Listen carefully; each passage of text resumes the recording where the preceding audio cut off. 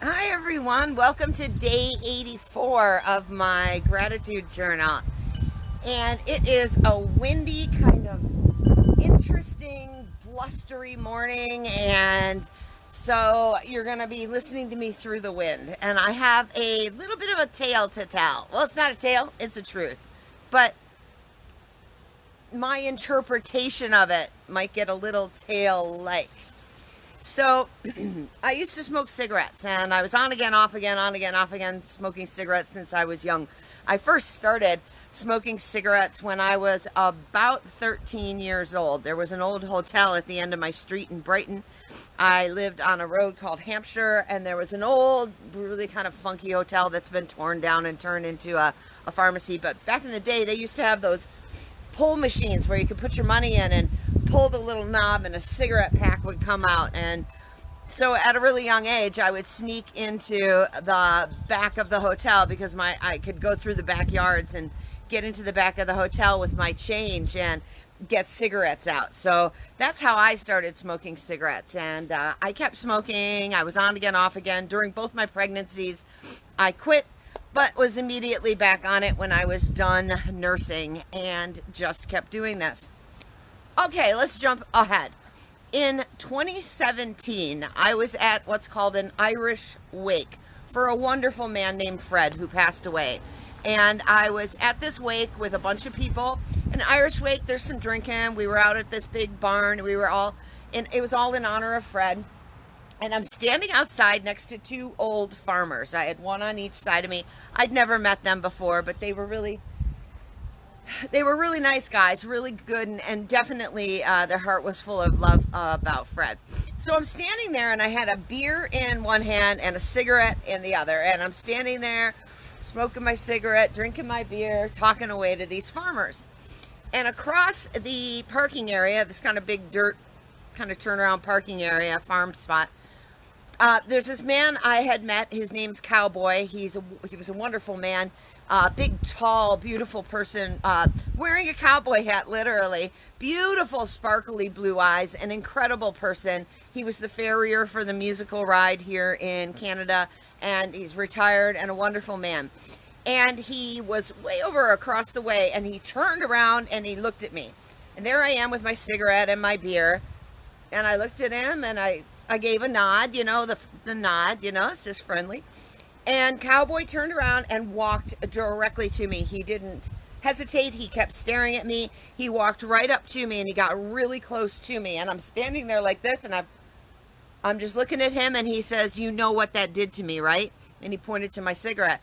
And I nodded because Cowboy had survived cancer, lung cancer, and he said, "You know what that did to me, right?" And I stood there and I was like, "Yes, sir."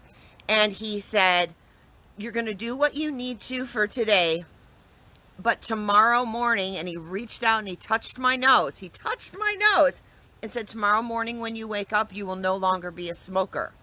And I stood there and I was like, "Yes, sir. Yes, sir." He said, "Do you understand me?" I said, "Yes." He said, "Do what you need to for today."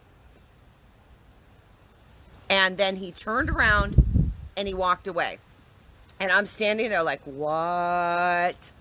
And both farmers on either side of me say to each other, "You ever heard Cowboy talk like that?" And the other one's like, "I've never heard him talk like that. That was weird." And that was it. My little group of these three men dismantled. I was sitting there thinking that was weird. That was weird. I went on with the rest of the day, didn't think anything more of it. The next morning when I woke up, I didn't have any cravings. I never thought about cigarettes again. To be honest with you, I couldn't even recall what it felt like to smoke. Like even the thought of it in my mouth, even while I'm talking about it now, I can remember holding them in my hand. I can remember holding a pack of cigarettes. But the recall into my mouth and breathing it in, I can't even remember what that's like. The day after, I woke up and that's how clear I was. It was amazing. Unfortunately, 1 month later, Cowboy passed away. And what I truly think, this is going to sound wacky, but you guys are getting used to me. I'm a little wacky. I believe that messages come through people. Walking angels. well, angels walking amongst us and sometimes speaking through us, or for whatever intuitive psychic reason that Cowboy felt that he needed to approach me directly and say that to me directly, that man, I believe, saved my life. And him passing away right away, a month later, within a month, Cowboy passed, which is, love to his family if anybody is hearing this. But nonetheless, this man changed my life. He changed my life through suggestibility. He approached me. He was direct. He didn't hesitate. And I believe that we can all act as angels, have angels speak through us. Those moments when you're in the right place at the right time to help people, and they are maybe, like I've shown up at car accidents and been the first person on the scene and been able to help these people, and as if I was never even there, just disappear after and just have been somebody there at that moment to help them. And I believe in angels and things of this nature. I believe they also work through us and talk through us.